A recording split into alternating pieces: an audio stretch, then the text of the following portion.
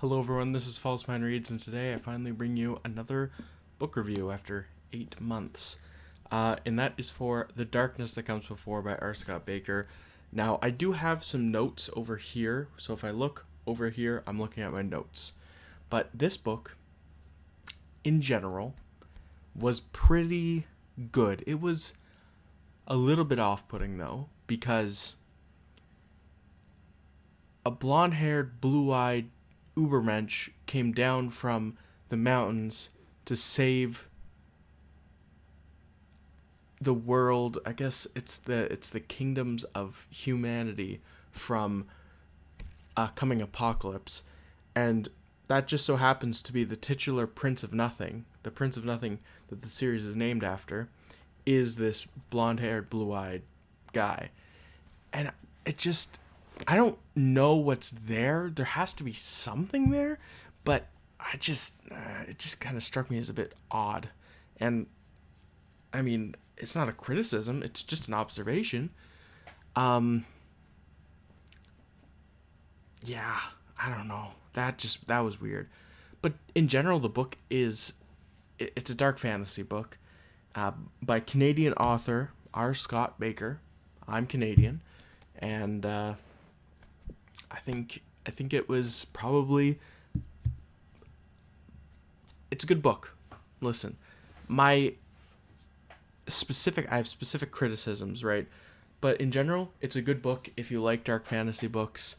It is most the thing I can compare it to the most is actually The Blade itself by Joe Abercrombie. But whereas that was setting up the characters, the individual characters, this is very much setting up a whole it's a whole situation. It's mostly a whole kingdom's situation, I will say, or a whole region's situation. I think it's a whole kingdom situation, though. But, because I kind of divided my thoughts up into parts. And part 5 is the one I'm going to start with. Because this, going to be spoilers, a little bit of spoilers. Not like in-depth spoilers, but a little bit of spoilers, right? So part 5, this is where the book comes together, and it's so nice. Part 5, almost a perfect part. It's almost perfect. You have every character. You have Akaman. You have Esmet. You have Canner. You have Kellis. You have all these people firing on all cylinders. You have the Emperor's plotline, and Confus, and Proyas, and just all of these people just boom, boom, boom. All cylinders are firing. You can hear that engine revving up. Oh, it sounds so nice. But listen. The book, the whole book, all this, most of it is getting to that point, breaking it down individually. So whereas I said the Blade itself is focused on individual characters, it's focused on getting these 3 characters, 4, the few characters in one place so the plot of the second book can happen. This is getting you acquainted with the factions, the people in those factions, how they feel and think about each other, the backstory of how things came to be like this in the grand sense and in the minutia, in like the micro sense, in the macro and micro sense. It's leading you to the Warrior Prophet, the second book, right? And okay, the first part, I gotta say, I was bored to death. I was like, I already bought the whole trilogy. Did I make a mistake? All throughout reading the first part, because it's about this wizard, and he's part of an ancient order of wizards that are like, or mages that are like, we believe in the first apocalypse and what caused the first apocalypse. Well, yeah, we believe in that they're still around and there's going to be a second apocalypse. And then he's kind of like, I kind of believe it. I mean, I don't know if I really believe it. And I hate those characters, because guess what, bro?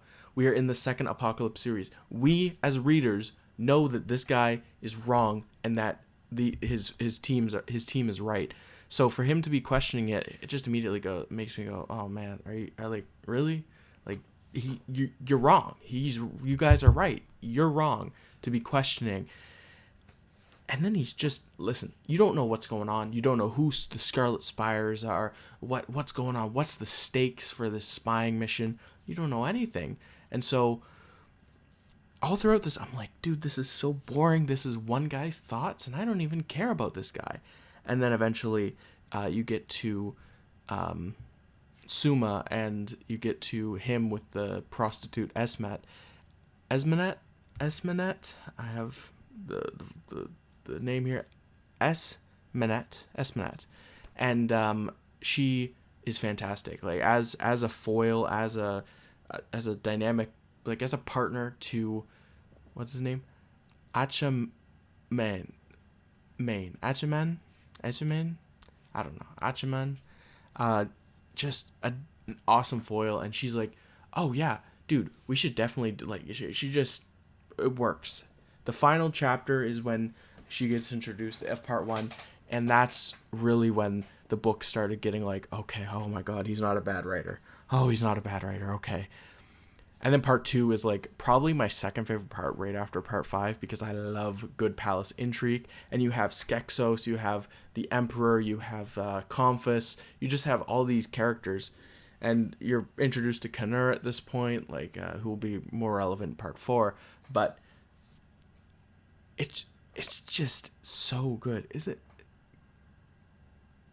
Canair?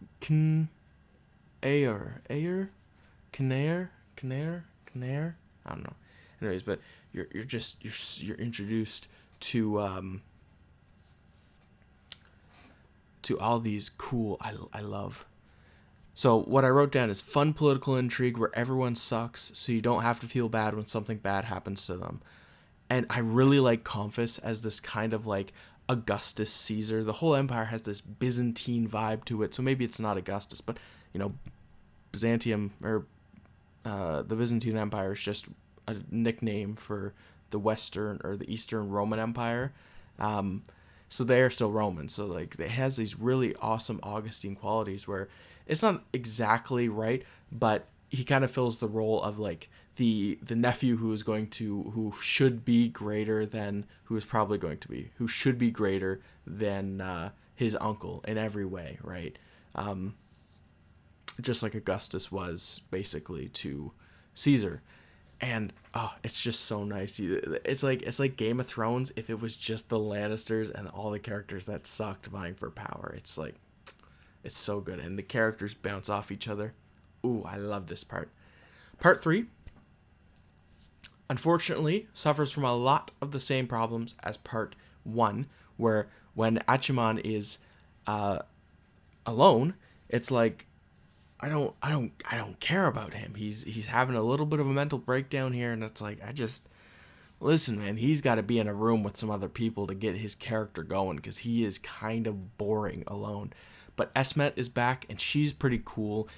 I really like that scene where she's like walking, and the guy's like, "Are you a prostitute?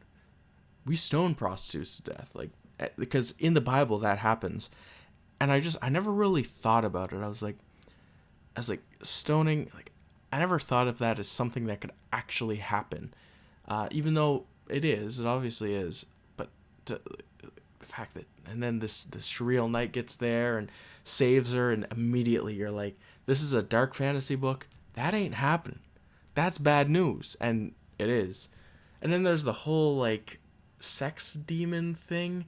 I don't know what that was about, but what the fuck? Like, sorry for cursing, but what? It just, anyways, there's a lot in this part that's like, it's interesting and good. And then there's when Aishamon actually gets to the Holy War, that's when he starts becoming readable, because you start get his dynamic with Proyas, who is his former student, and now his like he kind of really like Proyas hates Aishamon, and it's interesting. It's character drama, and this conflict, which he does have conflict on his own, which is inner conflict, but it's very much like maybe we're wrong, and maybe the second apocalypse isn't happening. Oh, maybe I'm just a failure. The second apocalypse It's not happening. And then part 4 is really good, and then it's really boring. So we were introduced in the prologue to this character called Kellis, and you kind of, because part 4 is like a good like 300 pages and 330 pages into the book.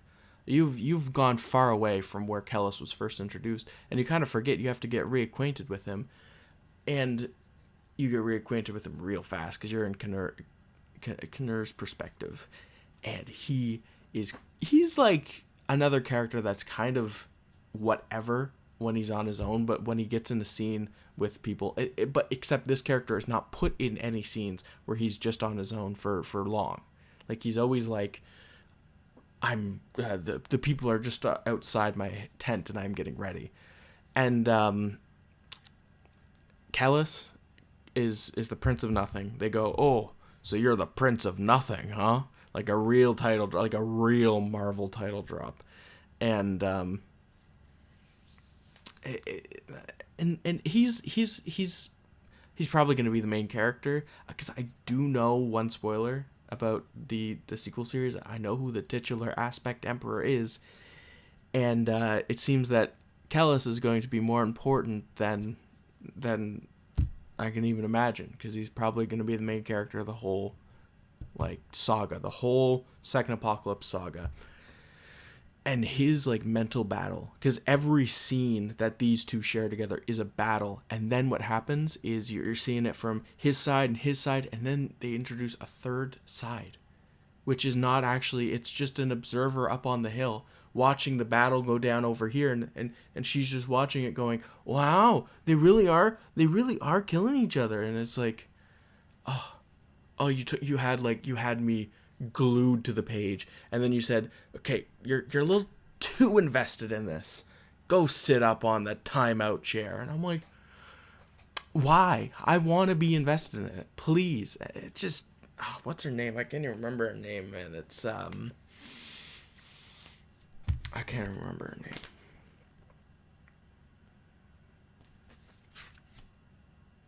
Shuri. Why? I mean, I get it. Like this book, I wasn't, okay. I love analyzing things through a feminist lens. I was not. On my initial read through, I just kind of like go with the punches of the book. And she was just kind of I don't want to say a nothing character, because she had her own stuff, but she just took me so much out of it that I kind of am mad at her.